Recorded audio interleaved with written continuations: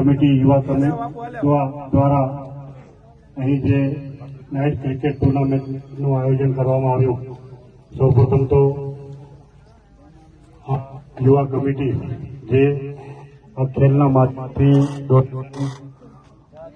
ભેગું કરી અને જે દરગાહનું કાર્ય કરી રહ્યા છે એના માટે એમને ખૂબ ખૂબ મુબારકબાદ અને શુભેચ્છા આપું છું.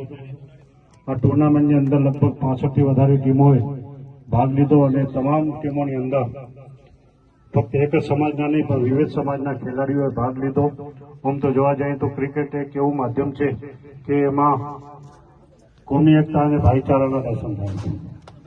આપણી ભારત ટીમનો કેપ્ટન સચિન તેંડુલકર જ્યારે ક્રિકેટ મેચ જીતે અને એને ખંભે ઉપાડી અને મેદાનમાં ફેરવે, એક મસ્જિદના બાંગીનો દીકરો યુસુફ ખાન પઠાણ એને ખંભે ઉચકી અને મેદાનની અંદર દોડે, આ એની ક્રિકેટની ખાસિયત છે.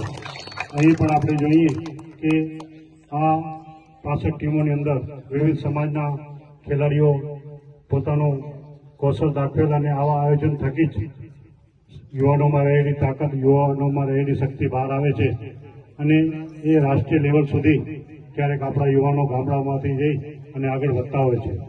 આજે અહીં ભાઈ શ્રી વિજયસિંહ જાડેજાએ એક સાચા ક્ષત્રિયતાનું એક ઉદાહરણ પૂરું પાડ્યું છે. આમ તો કચ્છમાં જવા જઈએ તો ક્ષત્રિય અને મુસ્લિમ વચ્ચેનો ભાઈચારો અને એકતાનો એ અતૂટ નાતો છે.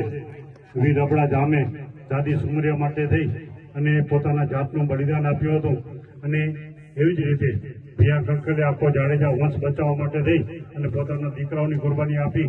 એ ઇતિહાસ સાક્ષી છે. આજે પણ એ ક્ષત્રિયો ભૂલ્યા નથી અને આજે જ્યારે પોતાની ટીમને મળેલું જે ઇનામ જે છે એ જતું કરી અને દરગાહ બનાવવા માટે ડોનેશન આપી રહ્યા છે.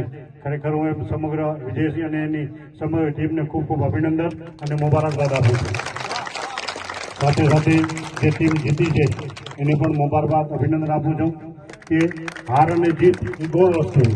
એક ટીમ જીતી અને હારે, હાર જીતમાંથી કોઈને એટલું ઘમંડ ન કરવું જોઈએ. હારેલી ટીમ છે એને પોતાને કાંક એમાંથી શીખવું જોઈએ કે અમારી ક્યાં ભૂલ થઈ ગઈ અને આવનાર સમયમાં તમે એવું સારું પ્રદર્શન કરો અને પાછા તમે વિજયી બનો એવી આપ સૌને ખૂબ ખૂબ શુભેચ્છાઓ સાથે અભિનંદન આપું છું.